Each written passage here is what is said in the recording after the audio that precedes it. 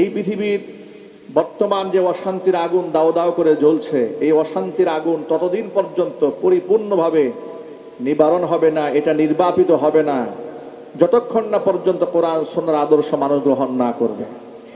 যদি বলতে হবে, ঠিক কিনা বলেন? আচ্ছা, কোরআনে কারিমের মঞ্চের মধ্যে কোনো ভয় আছে আপনাদের? ইমানদারের মতো জবাব দিয়ে বলুন। কোরআনের মঞ্চে কোরআন শুনতে, কোরআন বুঝতে আপনাদের কারো কোনো ভয় আছে? বরং কোরআনে কারিম শুনলে, জানলে মানুষের মধ্যে মনুষ্যত্ব সৃষ্টি হয়, মানুষের মধ্যে মানবতা তৈরি হয়। তাহলে এই কোরআনের মঞ্চের মধ্যে এত ভয় কেন, এত শঙ্কা কেন? ভয় এবং শঙ্কা কেন থাকবে?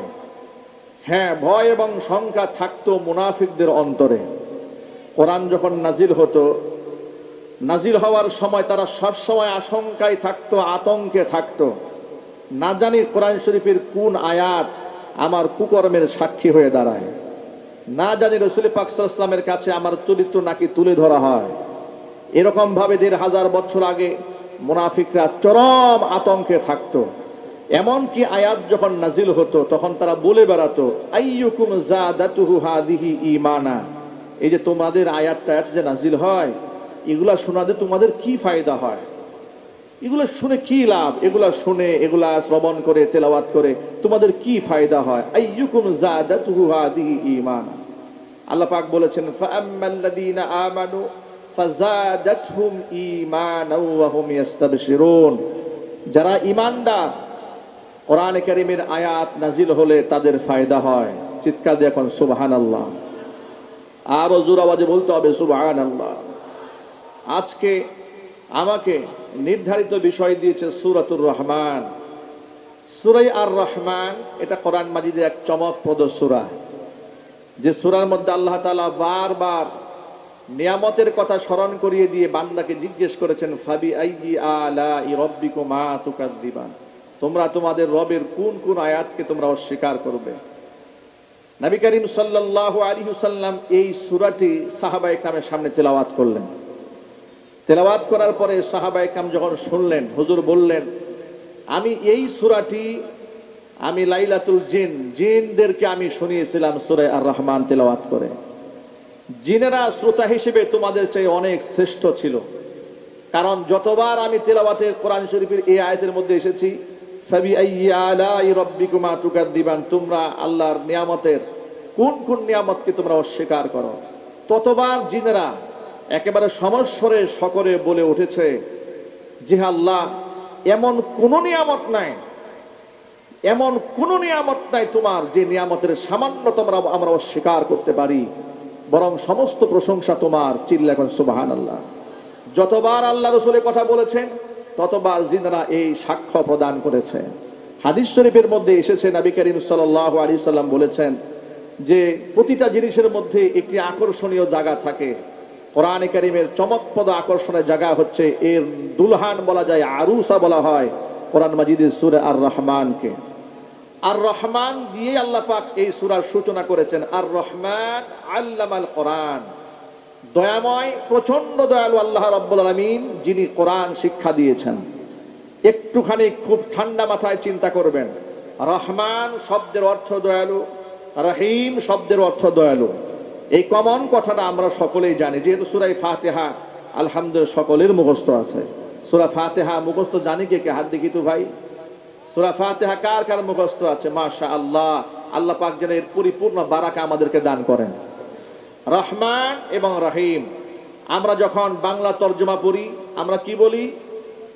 আমরা বলি রহমান মানে পরম দয়ালু, রহিম অতীব দয়ালু, করুণাময়, ইত্যাদি ইত্যাদি তর্জমা। বাংলা ভাষায় মনে হয় দুটোর অর্থ একই, আরবিতে এর একটি তাত্ত্বিক পার্থক্য আছে। রহমান এর যে দয়াটা, আল্লাহ পাকের যে করুণাটা, যে মায়াটা, ভালোবাসাটা, এটা একেবারে প্রশস্ত।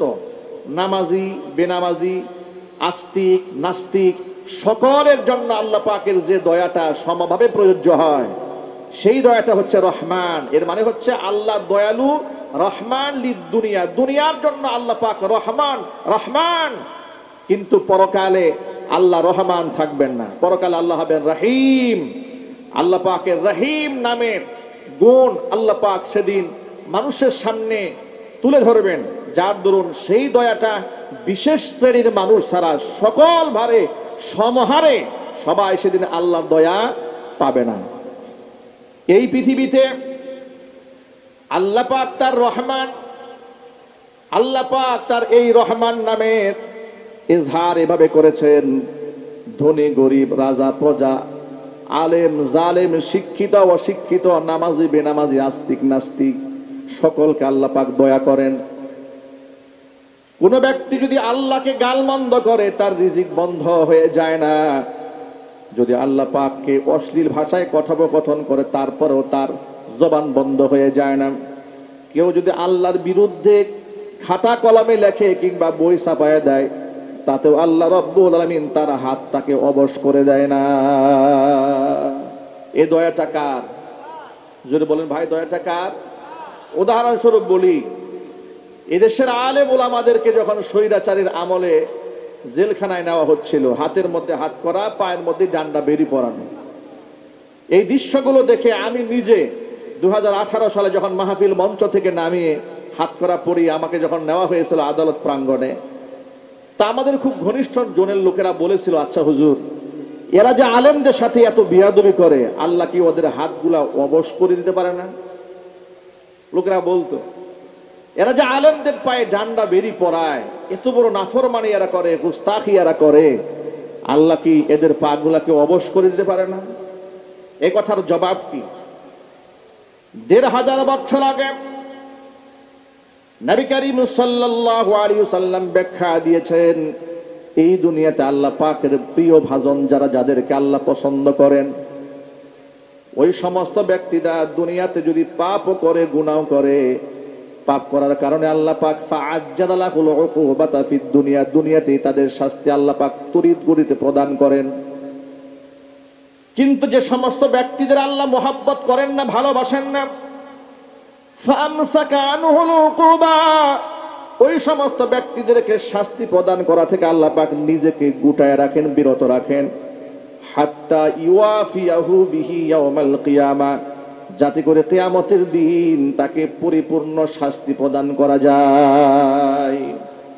কারণ এই পৃথিবীতে একজন বান্দা যখন আল্লাহর জন্য ভালো কাজ করে, ভালো কাজটা এত বেশি পরিমাণ করে, বান্দার নিয়ামত যদি প্রাপ্তিটা দুনিয়াতেই দিয়ে দেওয়া হয় তাহলে বান্দা ঠকে যাবে।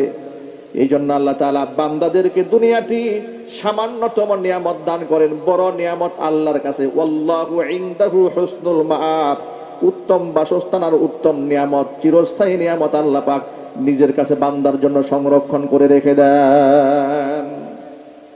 ইমানদার ব্যক্তিরা দুনিয়াতে কষ্ট পান, কিন্তু বেঈমান যারা, তারা অনেক ক্ষেত্রে নিয়ামত প্রাপ্ত হয়, দেখে মনে হয় যে কত সুন্দর লাইফ লিড করছে, জীবনযাপন করছে। একজন আলেমদের সাথে, এই আলেম ওলামাদের সাথে এই রাষ্ট্রে কি নিদারুণ আচরণ করা হয়েছে, কত নিকৃষ্টতম আচরণ করা হয়েছে, কিন্তু জালেমদের সাথে কি সেই আচরণ করা হয়? একটু জোর আওয়াজে বলেন না ভাই, জালেমদের সাথে কি সেই আচরণ করা হয়? সেদিন দেখলাম জুলাই আগস্টের গণহত্যাকারীদেরকে আদালতে তোলা হচ্ছে, হাতের মধ্যে হ্যান্ডকাপ পর্যন্ত নাই, পায়ের মধ্যে ডান্ডা বেরি নাই। যদি গণহত্যাকারীদের হাতে হ্যান্ডকাপ না থাকে তাহলে হাত পরাবেন কার হাতে? একটু আওয়াজে বলেন না ভাই, নাকি আপনাদের মধ্যে এখনো শঙ্কা আছে?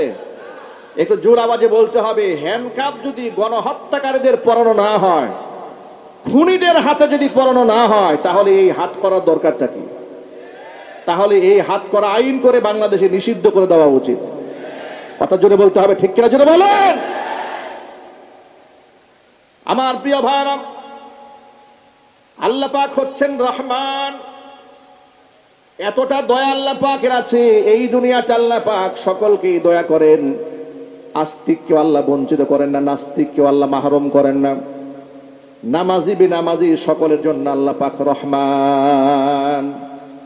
কিন্তু কিয়ামতের ময়দানে আল্লাহর দয়া সকলের জন্য ব্যাপক হারে বিস্তৃত থাকবে না, বিশেষ বিশেষ মানুষগুলাকে আল্লাহ পাক সেদিন দয়া করবেন। যার দরুন বেঈমান যারা, কাফির যারা, মুশরিক যারা, তারা সেদিন জাহান্নামী হবে। যদি হাসরের ময়দানে আল্লাহ পাক রহমান নামে সিফাতের বহিঃপ্রকাশ ঘটান, তাহলে কোনো ব্যক্তিকে আল্লাহ জাহান্নামে দিবেন না। সেদিন হবে আল্লাহ পাক রহিম। বিশেষ বিশেষ বান্দাদের জন্য আল্লাহর দয়া সেদিন বরাদ্দ হয়ে যাবে। চিৎকার দেখুন সুবহানাল্লাহ। আল্লাহ পাকের দয়া কিয়ামতে তারা পাবে। কোরআন মাজিদের সূরা আর রহমানের শুরুতে আল্লাহ বলছেন, আর রহমান আল্লামাল কোরআন, আমি হচ্ছি সেই প্রশস্ত দয়ার মালিক, যে মালিক বান্দাদেরকে আমি কোরআন শিক্ষা দিয়েছি। কোরআন শিক্ষা দিয়ে আল্লাহ তার বান্দাদের উপরে সবচেয়ে বড় দয়াটা করেছেন। আল্লাহু আকবার বলেন। মুফাসসিরিন কেরামরা লিখেছেন যে আল্লামাল কোরআন, আল্লাহ কোরআন শিখিয়েছেন, এই কথা বলার আগে আল্লাহর সিফাতি 99টা নামের মধ্যে আল্লাহ পাক আর রহমান এটা উল্লেখ করেছেন। আল্লাহ চাইলে বলতে পারতেন আল কাহ্হারু আল্লামাল কোরআন, আল জাব্বারু আল্লামাল কোরআন, কিংবা আর রহিমু আল্লামাল কোরআন, আল আজিজু আল্লামাল কোরআন, আল হাকিমু আল্লামাল কোরআন। এমনকি আল্লাহ পাকের শিক্ষক হিসেবে আল্লাহ যে মানুষকে শিখিয়েছেন, সেই হিসেবে এই ইলমের সাথে সামঞ্জস্য রেখে আল আলিমু আল্লামাল কোরআন বলতে পারতেন। কিন্তু আল্লাহ পাক আল আলিম, আর রহিম, আল আজিজ এগুলো বলেন না। আল্লাহ বলেন আর রহমান ও আল্লামাল কোরআন, মানে রহমান আমি আল্লাহ পাক যে প্রশস্ত দয়ার অধিকারী, আমার প্রশস্ত দয়ার মধ্যে সবচেয়ে গুরুত্বপূর্ণ দয়া হচ্ছে, বড় দয়া হচ্ছে মানুষকে আমি কোরআন শিখিয়েছি। কোরআন শেখানোর কারণে কি হয়েছে? অন্ধকারে ডুবে থাকা মানুষগুলো আলোর পথ পেয়েছি। ২,০০০ বছর আগে আল্লাহ নবী বলেছেন, খায়রুল কুরুনি কারনি সুম্মাল্লাযীনা ইয়ালুনাহুম সুম্মাল্লাযীনা ইয়ালুনাহুম, পৃথিবীর মধ্যে সর্বশ্রেষ্ঠ যুগ হচ্ছে আমি মুহাম্মদ সাল্লাল্লাহু আলাইহি সাল্লামের যুগ। এমন যুগ কোরআন দিয়ে আল্লাহ নবী তৈরি করতে সক্ষম হয়েছিলেন। মানুষদেরকে তখন পাহারা দেওয়ার জন্য পুলিশের প্রয়োজন হয়নি, বরং প্রত্যেকটা মানুষ আপন আপন জায়গায় নিজেই নিজের পাহারাদার বনে গিয়েছিল। জোরে বলেন সুবহানাল্লাহ। শয়তানের ওয়াসওয়াসায় পড়ে যদি কেউ গুনাহ করেও ফেলেছে, দৌড়ে এসে নবী করিম সাল্লাল্লাহু আলাইহি ওয়াসাল্লামের সামনে স্বীকৃতি প্রদান করে ক্ষমা প্রার্থনা করেছে। উল্লেখযোগ্য হারে বলা যায়, মাইজ ইবনে মালিক আল আসলামি আল আনসারী রাদিয়াল্লাহু তাআলা আনহু নবীজির কাছে আসলেন, এসে বললেন, তাহহিরনি ইয়া রাসূলুল্লাহ, হে আল্লাহর রাসূল আপনি আমাকে পাক বানান, আমি গুনাহ করে নিজেকে নাপাক বানিয়ে ফেলেছি। আল্লাহ নবী বললেন, ওয়াইহাক ওয়াস্তাগফিরিল্লাহ ওয়া তুব ইলাইহি, বললেন, ধমক দিয়ে সহায় দিলেন, বেটা যা, আল্লাহর কাছে তওবা করো, আল্লাহর কাছে তওবা করো, মাগফিরাত প্রার্থনা করো। লোকটা চলে গেল। আবার পরের দিন আসলেন, এসে বলছেন, তাহহিরনি ইয়া রাসূলুল্লাহ, হে আল্লাহর রাসূল আপনি আমাকে পাক বানান, আমি গুনাহ করে নিজেকে নাপাক বানিয়ে ফেলেছি। আবার নবীজি একই কথা বললেন, ওয়াইহাক ওয়াস্তাগফিরিল্লাহ ওয়া তুব ইলাইহি, চলে যাও, আল্লাহর কাছে ক্ষমা প্রার্থনা করো। লোকটা চলে গেল। তৃতীয় দিন তিনি আবার আসলেন, এসে বললেন, তাহহিরনি ইয়া রাসূলুল্লাহ, হে আল্লাহর রাসূল আপনি আমাকে পাক বানান। নবীজি এবার তাকে পাল্টা প্রশ্ন করলেন, জিজ্ঞেস করলেন, ফিমা উতাহহিরুকা, আল্লাহর বান্দা তুমি বারবার বলছো আমাকে পাক বানান পাক বানান, এমন কোন কাজ করেছো যে তুমি ইস্তিগফার করলেও নিজেকে পরিত্রাণ করতে পারছো না? তিনি বললেন, ইয়া রাসূলুল্লাহ মিনাজ জিনা, আপনি আমাকে জিনার গুনাহ থেকে পাক বানান। ভাবা যায়, এই দুনিয়াতে কোনো কেউ যদি জিনা ব্যভিচার করে, হাতে নাতে ধরা পড়লেও সে এখান থেকে পাশ কাটিয়ে যাওয়ার চেষ্টা করে। কথা বলেন ভাই, ঠিক কিনা বলেন? ধরা পড়লেও কি করে? পাশ কাটিয়ে যাওয়ার চেষ্টা করে। আর তিনি স্বেচ্ছায় ধরা দিয়ে রাসূলের কাছ থেকে হক কামনা করছেন, শাস্তি কামনা করছেন, যে রাসূল আমি নাপাক হয়ে গেছি, আপনি আমাদের পাক বানান। আল্লাহর নবী সাল্লাল্লাহু আলাইহি সাল্লাম পৃথিবীর মধ্যে সমস্ত বিচারকদের মডেল। এই পৃথিবীতে যত জাজ আছে, যত বিচারক আছে, সমস্ত বিচারকরা যদি পৃথিবীর অন্যান্য বিচারকদের থেকে মুখ ফিরিয়ে নিয়ে কোরআনমুখী হতো, রাসূলমুখী হতো, তাহলে এই দুনিয়ার মধ্যে তারা শ্রেষ্ঠ বিচারক হয়ে যেত। কিন্তু সমাজের মধ্যে দেখা যায়, আল্লাহর নবীকে মডেল না বানানোর কারণে এই সমস্ত রাষ্ট্রের বিচারকেরা তারা নিরপরাধী মানুষকে অপরাধী বানায় আর অপরাধী মানুষকে নিরাপদ বানায়া দেয়। অপরাধী ব্যক্তিরা নিরাপদ থাকে আর প্রকৃত যারা নিরাপরাধ মানুষ তাদেরকে অপরাধী বানায় দেওয়া হয়, কারণ তারা রাসূল পাক সাল্লাল্লাহু আলাইহি সাল্লামের আদর্শকে ফলো করে না। আমার যুবক ভাইরা, নবী করিম সাল্লাল্লাহু আলাইহি সাল্লামের কাছে বিচার চাওয়া হলো। এবার আল্লাহর নবী বিচার কার্যকর করবেন, তিনি হদ কায়েম করবেন। এবার তিনি জাস্টিফাই করার জন্য সাহাবীদের একটা টিম পাঠাই দিলেন। মাইজ ইবনে মালিক আল আসলামি আল আনসারী, তিনি মানসিক ভারসাম্য কিনা, পাগল কিনা কিংবা মদখোর কিনা, এলাকার মানুষের কাছ থেকে তথ্য চাওয়া হলো। এলাকার মানুষরা সাক্ষ্য দিল তিনি মানসিক ভারসাম্যহীন নন, তিনি পাগল নন, তিনি উন্মাদ নন, তিনি সুস্থ মস্তিষ্কের মানুষ। সাহাবায়ে কেরাম স্বীকৃতি নিয়ে আসলেন, সাক্ষ্য নিয়ে আসলেন। এবার রাসূল বললেন, এক কাজ করো, মাইজ ইবনে মালিকের মুখের মধ্যে একটু নাক লাগিয়ে চেক দাও তো, সে আশারিবাল খামরা, সে মদ্যপান করেছে নাকি।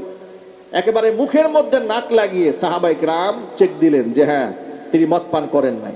এরপর তার উপর হদ কায়েম করা হলো, তাকে কোমর পর্যন্ত মাটির মধ্যে দাবিয়ে দেওয়া হলো। চতুর্পাশ থেকে সাহাবায়ে কেরাম পাথর নিক্ষেপ করে তাকে হত্যা করলেন। হত্যা করার সময় যখন প্রস্তর আঘাত করা হচ্ছে, এমন ওই সময় গা থেকে ফিনকি দিয়ে একটু রক্ত নবী করিম সাল্লাল্লাহু আলাইহি ওয়াসাল্লামের সাহাবী হযরত খালিদ বিন ওয়ালিদ রাদিয়াল্লাহু তাআলা আনহুর গায়ে এসে লেগেছে। তিনি তাকে ভৎসনা দিয়ে বলছে, তোমার মতো নিকৃষ্ট মানুষের রক্ত আমার গায়ে লেগেছে, তুমি ধ্বংস হও। নবীজি সাল্লাল্লাহু আলাইহি ওয়াসাল্লামের কানে আওয়াজটা পৌঁছলো। আল্লাহ নবী বললেন, তাকে তোমরা ভৎসনা করো না, তাকেই তোমরা গালমন্দ করো না। মাইজ ইবনে মালিক আল আসলামি আল আনসারীর তওবা আল্লাহর কাছে এমন ভাবে কবুল হয়ে গেছে, যদি তার এই তওবার মোকাবেলায় 70 জন গুনাহগার বান্দাকে দাঁড় করায় দেওয়া হয় যারা এই অপরাধী, আর যদি তার একটা তওবা বিপরীত দাঁড় করায় দেওয়া হয়, আল্লাহ পাক সকলের তওবা কবুল করে নিবেন। ভাইরা আমার, বুঝাতে চেয়েছি কোরআন দিয়ে সমাজ কায়েম করার পরে এমন জামানা তৈরি হলো যাদেরকে পুলিশ দিয়ে পাহারা দেওয়ার প্রয়োজন হয় নাই, নিজেই নিজের পাহারাদার হয়েছে। জোরে বলতে হবে আল্লাহু আকবার। আল্লাহর সবচেয়ে বড় দয়া, আল্লাহ মানুষকে কোরআন শিখিয়েছেন। কোরআনে কারীম কার বাণী? জোরে বলেন তো ভাই, এটা কার বাণী? আল্লাহ মানুষকে কোরআন শিখিয়ে সবচেয়ে বড় দয়া করেছেন। আল্লাহ পাক নিজে এখানে আল্লামাল কোরআন, আমি মানুষকে কোরআন শিখিয়েছি। কোরআনে কারীমকে যারা শিখে, যারা শেখায়, তাদের মর্তবা আল্লাহ রাব্বুল আলামিন বৃদ্ধি করে দেন। যারা কোরআনে কারীমের ধারক হয়, বাহক হয়, হামিলুল কোরআন হয়, তাদের আকাশচুম্বী মর্যাদা আল্লাহ পাক বাড়ায় দেন।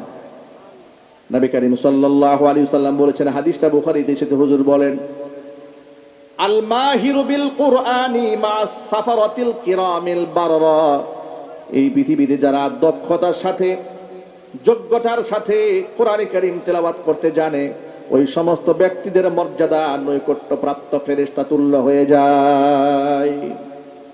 ওয়াল্লাযী ইয়াকরাউল কুরআন, আর যারা কোরআনে কারীমের তেলাওয়াত করে, ওয়ায়াতাতাউ, কোরআন পড়তে কষ্ট হয়, ধাক্কায় ধাক্কায় ঠেলে ঠেলে কোরআন তেলাওয়াত করে, কিন্তু তেলাওয়াত বন্ধ করে না, এবং কি তার জন্য তেলাওয়াত করতে বড় কষ্ট হয়। ওয়া হুয়া শাকুন আলাইহি, কষ্ট হয়, এরপরও বান্দা কোরআন তেলাওয়াত বন্ধ করে না। নবী করিম সাল্লাল্লাহু আলাইহি ওয়াসাল্লাম বলেছেন, লাহু আজরান, আল্লাহ পাক বান্দা বান্দির নাম আমল নামায় ডাবল সওয়াব লিখে দেন। এইজন্য কোরআনে কারীম যারা শিখে, যারা শেখায়, তাদের মর্তবা অনেক বেশি। রাসূল পাক সাল্লাল্লাহু আলাইহি ওয়াসাল্লাম বলেছেন, খায়রুকুম মান তাআল্লামাল কুরআনা ওয়া আল্লামা, তোমাদের মধ্যে সর্বশ্রেষ্ঠ সেই ব্যক্তি যে ব্যক্তি নিজে কোরআন শেখে, অপরকে কোরআনে কারীম শিক্ষা দেয়। এই যে আল্লাহ পাক মানুষকে কোরআন শিখিয়ে দয়া করলেন, এই পৃথিবীতে যারা কোরআনের শিক্ষক ছিলেন, পৃথিবীর প্রথম সারির মুআল্লিম যারা ছিলেন, তাদের মর্তবা, তাদের মর্যাদা আল্লাহ পাক এতটা উপরে উঠিয়ে দিয়েছেন। বিখ্যাত সাহাবী উবাই ইবনে কাব রাদিয়াল্লাহু তাআলা আনহু, যিনি কাতেবে ওহী ছিলেন, কোরআনে কারীমের আয়াত যখন নাজিল হতো তিনি সেটা নিজ হাতে লিখে সংরক্ষণ করতেন। নাম হচ্ছে উবাই ইবনে কাব রাদিয়াল্লাহু তাআলা আনহু। উবাই ইবনে কাব রাদিয়াল্লাহু তাআলা আনহুকে আল্লাহর নবী ডেকে বলছেন, এ উবাই, আল্লাহ পাক আমাকে হুকুম করেছে আমি যেন তোমাকে সূরা বায়িনা তেলাওয়াত করে শোনাই। উবাই ইবনে কাব রাদিয়াল্লাহু তাআলা আনহু অবাক হয়ে গেলেন। আল্লাহ তাআলা আমাকে শোনাতে বলেছেন, এর মানে আওয়া সাম্মানি ইয়া রাসূলুল্লাহ, হে আল্লাহর রাসূল, আল্লাহ যখন আমাকে কোরআনে কারীম শিখাতে বলেছেন, আমার সামনে বর্ণনা করতে বলেছেন, নবীজি আপনি মেহেরবানি করে বলেন তো আল্লাহ পাক কি তার জবানে আমার নামটা উচ্চারণ করেছে নাকি? আওয়া সাম্মানি, আল্লাহ কি আমার নাম উচ্চারণ করেছেন? রাসূল বলেন, হ্যাঁ উবাই, আল্লাহ তোমার নাম ধরে বলেছেন আমি যেন তোমার কোরআন শেখাই। সুবহানাল্লাহ। আল্লাহর জবানে উবাই ইবনে কাব রাদিয়াল্লাহু তাআলা আনহুর নাম উচ্চারিত হয়েছে। কেন উচ্চারিত হয়েছে? কারণ তিনি কোরআন শরীফের শিক্ষক ছিলেন। আপনারা আমার সামনে যারা বসে আছেন, আপনাদের জ্ঞাতার্থে বলতে চাই, আল্লাহ যে কোরআন শরীফে বললেন আর রহমান ওয়া আল্লামাল কোরআন, আমার দয়ার সবচেয়ে বড় দয়া এটা যে বান্দাকে আমি কোরআন শিখিয়েছি। এটা সবচেয়ে বড় দয়া যে এজন্য এর কয়েকটা প্রমাণ আপনারা লক্ষ্য করেন। আচ্ছা, আমাদের দেশের স্কুল কলেজ বিশ্ববিদ্যালয়ের মধ্যে মাদক আছে না নাই? সাক্ষ্য কিন্তু সকলে একটু জোরে দেন নাই, আরো জোরে বলতে হবে, মাদক আছে না নাই? ঢাকা বিশ্ববিদ্যালয়ে মাদক আছে না নাই? বরং মাদক সেখানে নির্বিঘ্নে নিশ্চিন্তে সেখানে লোকেরা সেবন করতে পারে, কোনো অসুবিধা হয় না। যদি কোনো ব্যক্তি সেখানে প্রকাশ্যে গাঁজা সেবন করে তাতে কোনো অসুবিধা নাই। বয়ফ্রেন্ড গার্লফ্রেন্ড নিয়ে ঘুরে বেড়ায় তাতেও কোনো অসুবিধা নাই।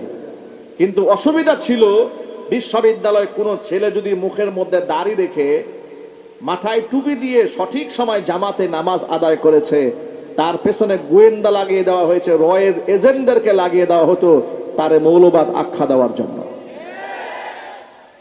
আর এই কাজগুলা করতো কারা? এই কাজগুলো জাতির সামনে খুব বৃহৎ পরিসরে পরিকল্পিতভাবে ছক এঁকে জাতির সামনে উপস্থাপন করত প্রথম আলো এবং ডেইলি স্টার নামক জঘন্য বাংলাদেশ বিরোধী দুটি পত্রিকা। আমি আপনাদেরকে বলবো, এই প্রথম আলো এবং ডেইলি স্টার, এরা ডেইলি স্টার নয়, এরা হচ্ছে দিল্লি স্টার। প্রথম আলো নয়, এগুলো হচ্ছে প্রথম অন্ধকার। আমরা অন্তর্বর্তীকালীন সরকারকে ইদানিং দেখতে পাচ্ছি তারা হঠাৎ করে প্রথম আলো ডেইলি স্টারের প্রতি খুব নমনীয়। আমার বুঝে আসে না, যারা স্বৈরাচারীকে তৈরি করলো, স্বৈরাচার তো পালালো, কিন্তু এখনো পর্যন্ত প্রথম আলো টিকে আছে কিসের জোরে? যদি বলেন খুঁটির জোরে টিকে আছে, তাহলে কথায় আছে ছাগল নাচে খুঁটির জোরে। যে খুঁটির জোরে ছাগলটা নাচে সেই খুঁটিটা আগে তুলে ফেলতে হবে। আজকে গোটা বাংলাদেশের মানুষ প্রথম আলোর বিরুদ্ধে দাঁড়িয়েছে, ডেইলি স্টারের বিরুদ্ধে দাঁড়িয়েছে, কিন্তু প্রথম আলো আপন মহিমায় দাঁড়িয়ে আছে, যেন তাকে বলার কেউ নাই, তার বিরুদ্ধে কথা বলার কেউ নাই। আপনারা প্রথম আলো বাদ দিয়ে দেন, ডেইলি স্টার বাদ দিয়ে দেন, দৈনিক জঘন্য কণ্ঠ বাদ দিয়ে দেন, ৭১ বাদ দিয়ে দেন, এই সবগুলা পত্রিকা বাংলাদেশের স্বার্থ বিরোধী কাজ করে, কথা বলতে হবে ঠিক কিনা? এগুলো বাদ দিয়ে এই ডিসেম্বর মাসে বাংলাদেশের সর্বাধিক জনপ্রিয় পত্রিকা আমার দেশ প্রকাশিত হচ্ছে ইনশাআল্লাহ। বাংলাদেশের সিংহ পুরুষ মাহমুদুর রহমান, আল্লাহ পাক যেন তার নেক হায়াত দারাজ করেন, জোরে কোন আল্লাহুম্মা আমিন। আপনাদের কাছে তিনি একজন সাংবাদিক কিংবা সাহিত্যিক এতটুকুন পরিচয় থাকতে পারে, আমার কাছে তার পরিচয়টা ভিন্ন। 2013 সালে শাপলা চত্বর তৈরি হয়েছিল।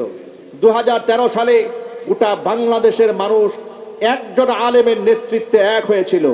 গোটা জাতিকে ঐক্যবদ্ধ করার পেছনে সবচেয়ে বড় ভূমিকা যে পত্রিকাটি পালন করেছিল, সেই পত্রিকার নাম হচ্ছে আমার দেশ পত্রিকা। আজকে সেই আমার দেশ পত্রিকা এই ডিসেম্বর মাসে আবার নতুন করে বাংলাদেশে সাপ্লাই হতে যাচ্ছে। আমার দেশ পত্রিকার সাথে দেশের মুসলমানেরা ছিল, দেশপ্রেমিকরা ছিল, ভারতের আগ্রাসন বিরোধী এই পত্রিকার পক্ষে গোটা জাতিকে থাকতে হবে। আপনারা কি প্রস্তুত আছেন ইনশাআল্লাহ? কারা কারা আছেন হাত দেখতে চায়। আমার দেশ পত্রিকাকে গ্রহণ করবেন, ডেইলি স্টার এবং প্রথম আলোকে নিষিদ্ধ করে দেবেন, বলেন না ইনশাআল্লাহ?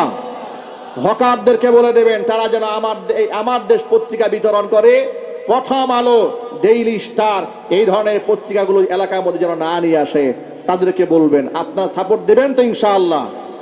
বলেন না ইনশাআল্লাহ? কেন দিবেন শোনেন।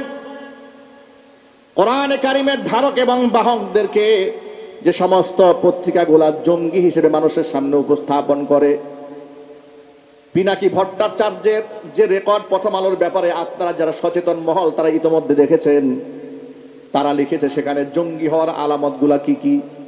যদি একটা ছেলে নামাজ পড়ে ঠিক মতো, ইউনিভার্সিটিতে সঠিক সময় যায়, খুব ভালো রেজাল্ট করে, বাপমার পকেট থেকে টাকা টাকা চুরি না করে, গান বাজনা না শোনে, তাহলে এটা হচ্ছে জঙ্গি হওয়ার প্রথম আলামত। জোরে কন্যা নাউজুবিল্লাহ। পত্রিকার পাতায় জঙ্গি হওয়ার প্রথম আলামত হিসেবে যে এটা লিখেছে সে ইসলামের পরম বন্ধু। আপনারা যেভাবে আওয়াজ দেন মনে হচ্ছে খুব আতঙ্কে আছেন। যারা পত্রিকার ভাষায় এমন কথা লেখে যে নামাজ পড়লে সে হচ্ছে জঙ্গি, তারা কি মুসলমানদের বন্ধু? তারা কি মুসলমানদের শত্রু? এই শত্রুদের সাথে আমাদের কোনো আপোষ নেই। ঠিক কিনা জুড়ে বলে? মনে রাখবেন, আল হুব্বু ফিল্লাহ ওয়াল বুগযু ফিল্লাহ। কাউকে যদি আমরা ভালোবাসি আল্লাহর জন্যই ভালোবাসবো, কাউকে যদি আমরা ঘৃণা ভরে প্রত্যাখ্যান করি সেটা আল্লাহর জন্য আমরা ঘৃণা ভরে প্রত্যাখ্যান করব। আমরা কারো দালালি করি না, আমরা কোরআন এবং সুন্নাহর দালালি করি। ঠিক কিনা বলেন? কোরআন সুন্নাহর পক্ষে যারা কথা বলবে, যাদের অন্তরে দেশপ্রেম আছে, স্বাধীনতা সার্বভৌমত্বের পক্ষে যারা কথা বলবে, যারা লড়বে, আমরা তাদের পক্ষে লড়ে যাব ইনশাআল্লাহ। একটু ভালো করে ঠান্ডা মাথায় শোনেন।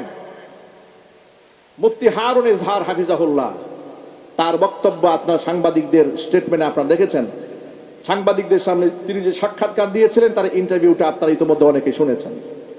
যে আলেমদেরকে এই প্রথম আলোর সাথে সংশ্লিষ্ট সাংবাদিকরা কিভাবে নির্যাতন করেছে, রিমান্ডে নিয়ে টর্চার করেছে, কত কষ্ট তাদেরকে দিয়েছে, এবং আলেম ওলামাদের ব্যাপারে কত জঘন্য ভাষায় তারা হেডলাইন করেছে।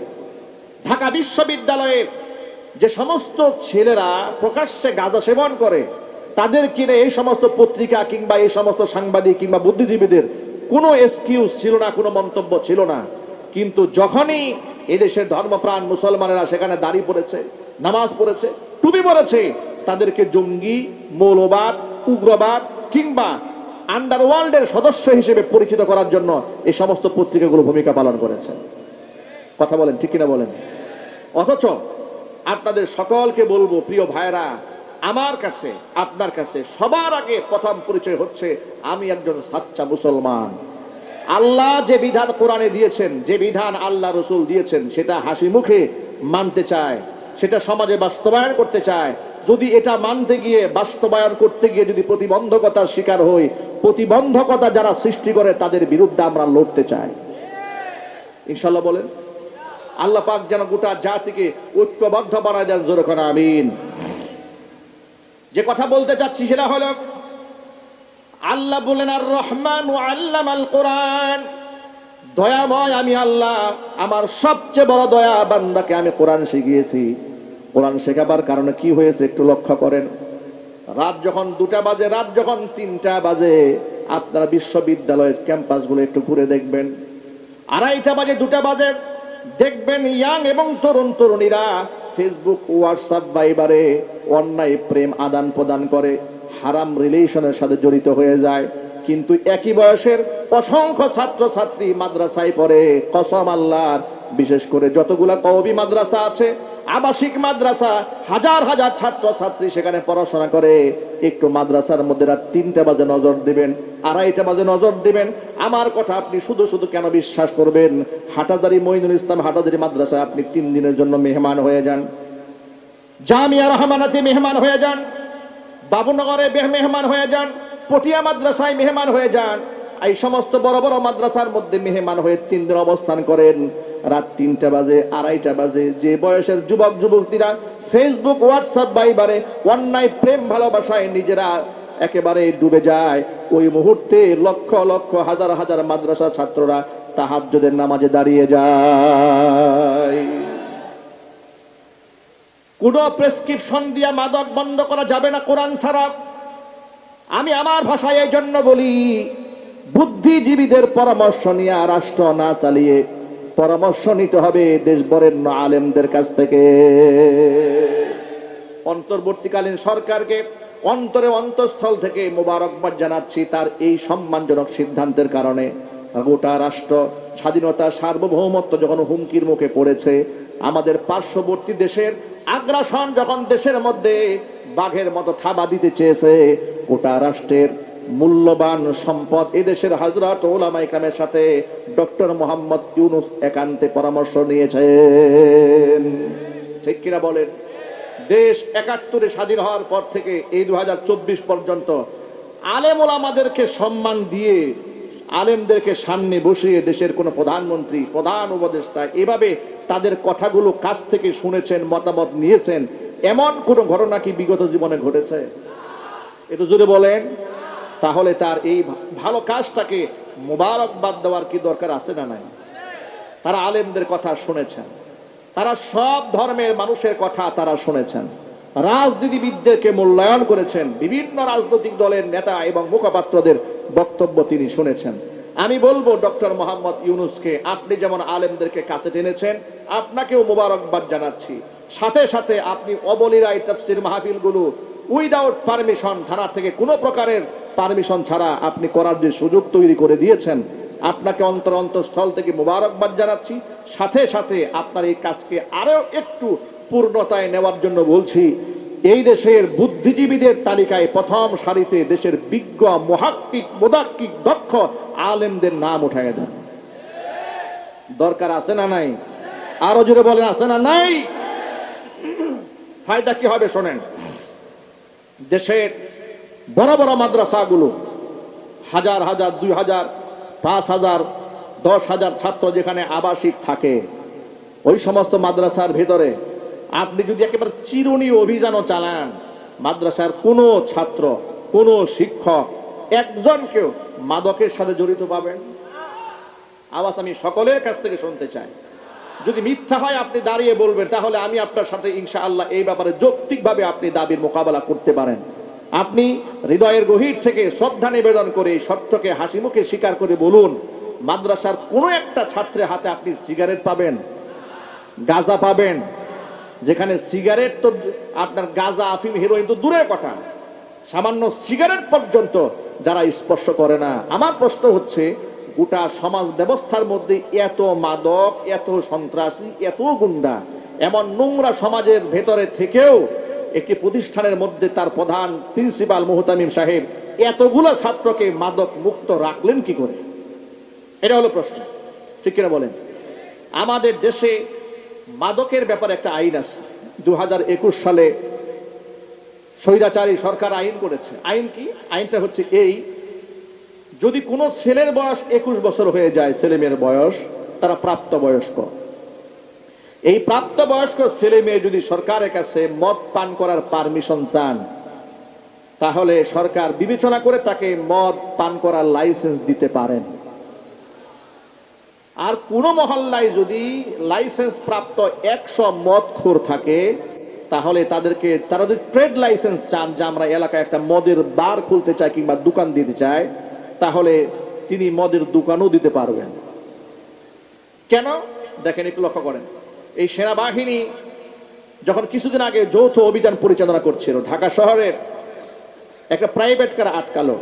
আটকাবার পরে দেখে প্রাইভেট কারের মধ্যে অনেক মদের বোতল আছে, একটা মহিলা মদ্যপান করছে। সেনাবাহিনীর অফিসার যখন তাকে ধমক দিয়েছে, আপনি মাদক নিয়ে যাচ্ছেন কোথায়, মহিলা সাংবাদিকদের সামনে কি বলেছিল? বলেছিল, আমার তো লাইসেন্স আছে।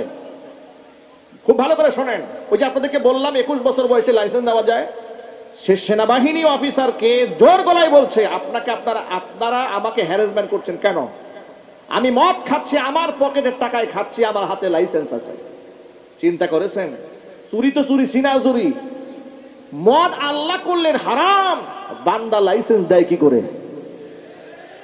আপনাদের আওয়াজ নাই। মদ কি হুজুররা হারাম করেছে? মদ কে হারাম করেছেন? তাহলে মানুষ লাইসেন্স দিল কি করে? এ আইন কি করে তৈরি হলো? এ আইন কারা তৈরি করলো? আমি আপনাদেরকে বলি, ওদের জিজ্ঞেস করলে ওরা বলে যে মাদক তো নিষিদ্ধ করা যাবে না, অমুসলিমরাও দেশে থাকে, মাদক নিয়ন্ত্রণ আইন করা উচিত। এই জন্য ওরা নিয়ন্ত্রণ আইন করেছে। নিয়ন্ত্রণ মানে কি? নিয়ন্ত্রণ মানে হচ্ছে মদ যদি কেউ হোটেল সালাদিয়াতে খায় তাহলে হারাম, কিন্তু মদ যদি কেউ 5 স্টারে খায় তাহলে এটা মুস্তাহাব। কথা বলেন ঠিক কিনা বলেন? ওপেনে আপনি দেখবেন 5 স্টার হোটেলগুলোতে যাবেন, বারে যাবেন, সুন্দর আপনাকে পরিবেশন করছে মদ, একেবারে গ্লাসে গ্লাসে টুকা দিয়া মদ্য সেবন করছে, হুইস্কি পান করছে, কি মজা। মানে ওখানে এগুলো সব হালাল, আর গরিবরা খাইলেই এটা হারাম। এই ভণ্ডামি বাদ দিতে হবে। 1500 বছর আগে কোরআনে কারীমের আয়াত নাযিল করে আল্লাহ বলেছেন, ইয়া আইয়ুহাল্লাযীনা আমানু ইন্নামাল খামরু ওয়াল মাইসিরু ওয়াল আনসাবু ওয়াল আজলামু রিজসুম মিন আমালিশ শাইতান ফাজতানিবুহু লাআল্লাকুম তুফলিহুন। হে ঈমানদারগণ, 4টি জিনিস হচ্ছে শয়তানের নাপাক কর্মকাণ্ড পরিহার করতে হবে। 1 নাম্বার হচ্ছে ইন্নামাল খামরু, 1 নাম্বার হচ্ছে মদ, 2 নাম্বার হচ্ছে জুয়া, 3 নাম্বার হচ্ছে মূর্তি, 4 নাম্বার হচ্ছে ভাগ্য নির্ধারণকারী তীর। এইগুলা হচ্ছে শয়তানের নাপাক কর্মকাণ্ড, ফাজতানিবুহু পরিহার করতে হবে। তাহলে মদকে পরিহার করার জন্য, ছেড়ে দেওয়ার জন্য নির্দেশ দান করেছেন কে? আল্লাহ। মদকে করলেন হালাল, বান্দা দিছে সার্টিফিকেট। বান্দা কি দিচ্ছে? সার্টিফিকেট দিচ্ছে। এই জন্য বান্দার সার্টিফিকেট দেওয়ার কারণে দেশে অসংখ্য মদখোর তৈরি হয়েছে। কিন্তু মাদ্রাসাগুলোর মুহতামিম সাহেবরা সন্তানদেরকে নিজের সন্তান তুল্য আদর করে, স্নেহ করে, সোয়াব করে, কোরআন শিখিয়ে, হাদিস শিখিয়ে তাদের মধ্যে ক্ষুধা ভীতি এমন ভাবে ঢুকিয়ে দিয়েছে, আপনি যদি একজন মাদ্রাসা শিক্ষায় শিক্ষিত, কোরআন শিখেছে এমন কোন ব্যক্তিকে হত্যাও করেন, এরপরে তাকে মদ খাওয়াতে পারবেন না। ঠিক কিনা জুড়ে বলেন? এই জন্য আমি বলেছি, বুদ্ধিজীবীদের কাতারে আলেমদেরকে বসিয়ে দিন, আলেমদের পরামর্শ নিন। গোটা দেশকে মাদক মুক্ত করা সময়ের ব্যাপার। আপনি আলেমদের পরামর্শ নিন, ধর্ষণ মুক্ত সমাজ বানানো একেবারে 1-2 ব্যাপার। কথা বলেন ভাই, ঠিক কিনা বলেন? আমরা কি এদেশের আলেমদেরকে মূল্যায়ন করতে পারবো না ইনশাআল্লাহ? জুড়ে বলুন ইনশাআল্লাহ। এবার আপনারা বলুন, আলেমরা কি আসলে রাষ্ট্রের বোঝা? আরো জোরে বলেন, রাষ্ট্রের বোঝা? আলেমরা হচ্ছে রাষ্ট্রের জন্য নিয়ামত। বরং এই আলেম ওলামারা রাষ্ট্রের যে কোনো ক্রাইসিস মোমেন্টে, ক্লান্তি লগ্নে, সেটা দুনিয়াবি ব্যক্তি হোক, অন্য কোনো ব্যাপারেই হোক, যখনই কোনো মুসিবতের সম্মুখীন হয়েছে, আলেমরা একেবারে ভাই ভাই মিলেমিশে একাকার হয়ে মানুষের সাহায্যের জন্য সবার আগে হাত বাড়িয়ে দিয়েছে এই দেশের ওলামারা। কথা বলেন ঠিক কিনা? আল্লাহ রাব্বুল আলামিন কোরআন শিখিয়ে বান্দার উপরে সবচেয়ে বড় দয়াটা করেছেন। ওই কোরআন শিক্ষা আল্লাহ তাআলা আমাদের জন্য ফরজ করে দিয়েছেন। উপস্থিত সকল ভাইদেরকে বলছি, তাহলে কোরআনের শিক্ষায় শিক্ষিত হওয়ার কারণে হাজার হাজার কওমি মাদ্রাসার ছাত্র এবং ছাত্রীরা, উস্তাদেরা মাদক মুক্ত জীবন গড়তে সক্ষম হয়েছে। তাহলে সেই কোরআন শিক্ষার দরকার আমাদের সকলের জন্য আছে না নাই? আমরা সকলে কোরআনে কারিমের ছাত্র হতে চাই। রাজি আছেন না ইনশাআল্লাহ? কারা কারা রাজি? হাত দেখি তো ভাই। ইনশাআল্লাহ আমরা নিজেরাও কোরআন পড়বো, সন্তানদেরকেও আমরা কোরআন পড়াবো। আমরা বলি ইনশাআল্লাহ। কোরআন নিয়ে বাঁচতে চাই, কোরআন নিয়ে মরতে চাই, কোরআন বক্ষে ধারণ করে কোরআনের ভালোবাসা নিয়ে হাসরের ময়দানে দাঁড়াতে চাই। আল্লাহ পাক যেন আমাদেরকে কবুল করেন। জোরে কোন আমিন। আল্লাহর পথে চলা, আল্লাহর কথা বলা আল্লাহ তাআলা আমাদের সকলের জন্য সহজ বানায়। যারা আল্লাহর পথে চলে, আল্লাহর কথা বলে, আল্লাহকে ভালোবেসে সপেছে জীবন, তাদের কিসের ভয়, কে করে পরাজয়, শহীদি তামান্নাতে নাচে তার মন। হাসনা হেনার গানে ভুলে না হৃদয় তার, কালিমার মিশক মাখা হৃদয় রয়েছে যার। হাসনা হেনার গানে ভুলে না হৃদয় তার, কালিমার মিশক মাখা হৃদয় রয়েছে যার। সব পিছু টান ভুলে জিহাদের পথে চলে। ঠিক কিনা বলেন? সব পিছু টান ভুলে জিহাদের পথে চলে, সে তো তার ঈমান বলে। যারা আল্লাহর পথে চলে, আল্লাহর কথা বলে, আল্লাহকে ভালোবেসে সপেছে জীবন, তাদের কিসের ভয়, কে করে পরাজয়। শহীদি তামান্নাতে নাচে তার মন।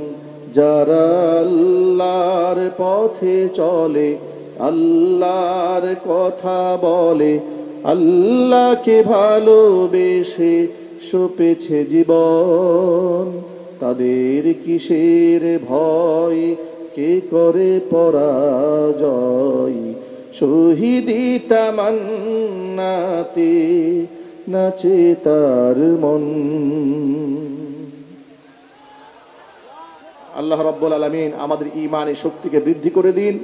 এতক্ষণ পর্যন্ত আপনাদের সামনে যে কথাগুলো বলেছি, সবার আগে আল্লাহ তাআলা আমাকে, আমার ভাইদেরকে, মা বোনদেরকে আমল করার তৌফিক দান করুন, আমিন। ওয়া আখিরু দাওয়ানা আনিল হামদুলিল্লাহি রাব্বিল আলামিন। আসসালামু আলাইকুম ওয়া রাহমাতুল্লাহি ওয়া বারাকাতুহু।